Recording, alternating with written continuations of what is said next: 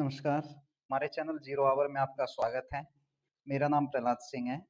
आज का हमारा टॉपिक है प्रकाश संश्लेषण, फोटोसिंथेसिस। प्रकाश संश्लेषण हरे पौधों की कोशिकाओं के द्वारा प्रकाशीय ऊर्जा को रासायनिक ऊर्जा में परिवर्तित करने की क्रिया को प्रकाश संश्लेषण कहते हैं।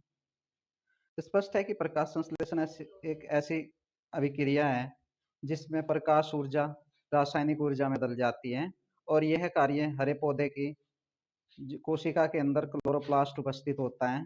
क्लोरोप्लास्ट में क्लोरोफिल होता है। क्लोरोफिल के द्वारा ही प्रकाश ऊर्जा रासायनिक ऊर्जा में बदली जाती है। प्रकाश संश्लेषण की क्रिया में हरे पेड़ पौधे सूर्य के प्रकाश की उपस्थिति में वायु से कार्बन डाइऑक्साइड तथा भूमि से जल लेकर जटिल कार्बनिक खाद्य पदार्थ जैसे कार्बोहाइड्रेट या ग्लूकोज का निर्माण करते हैं और ऑक्सीजन गैस को जल से बाहर निकाल देते हैं और यह ऑक्सीजन गैस वायुमंडल में मुक्त हो जाती है। प्रकाश संश्लेषण की क्रिया को पेड़ पौधों की कोशिकाओं के द्वारा हम इस प्रकार देख सकते हैं। हरे पेड़ पौधों की कोशिकाओं में क्लोरोफिल होता है।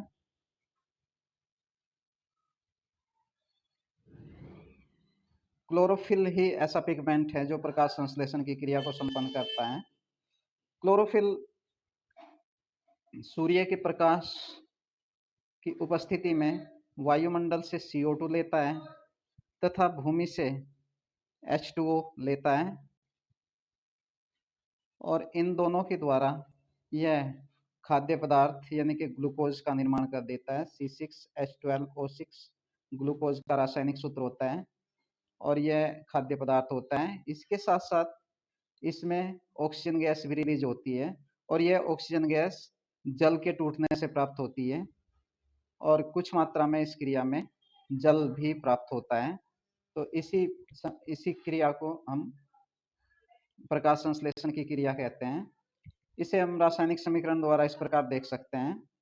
6 मॉलिक्यूल CO2 के, 12 मॉलिक्यूल जल के हैं और ये सूर्य के प्रकाश की उपस्थिति होती है इसमें और क्लोरोफिल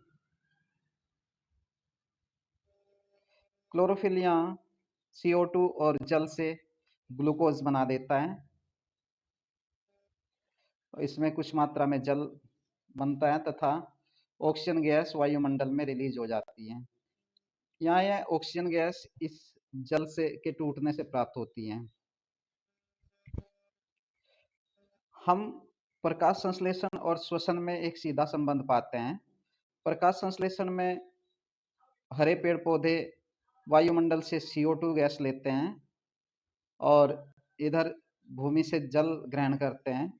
यह सूर्य का प्रकाश है। सूर्य के प्रकाश की उपस्थिति में ये क्लोरोप्लास्ट है जो पौधे की कोशिकाओं में पाई जाने वाली एक संरचना होती है।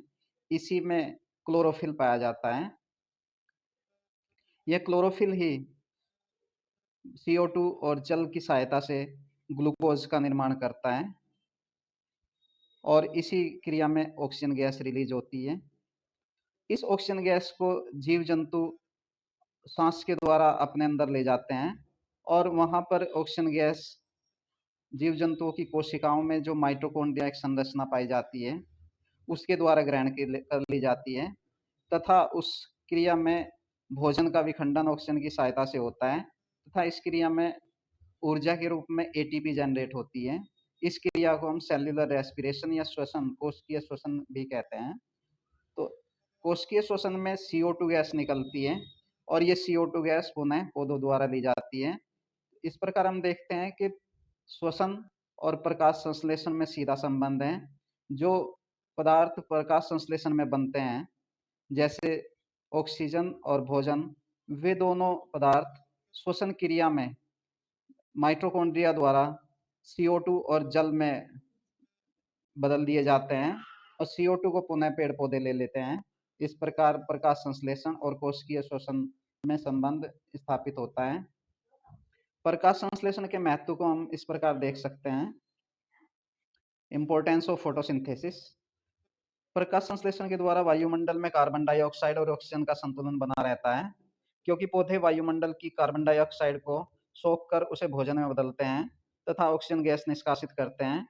इस ऑक्सीजन गैस को जीव जंतुओं द्वारा श्वसन क्रिया के लिए ग्रहण किया जाता है तथा पुनः जीव जंतु इस क्रिया में CO2 गैस निकालते हैं जो पुनः पेड़ पौधों के द्वारा ग्रहण कर ली जाती है। दूसरे पॉइंट को देखते हैं। प्रकाश संश्लेषण की क्रिया के द्वारा ही हरे पेड़ पौधे भोजन बना पाते हैं, जिससे पृथ्वी के संपूर्ण जीवन या जीवों की भोजन आपूर्ति होती है।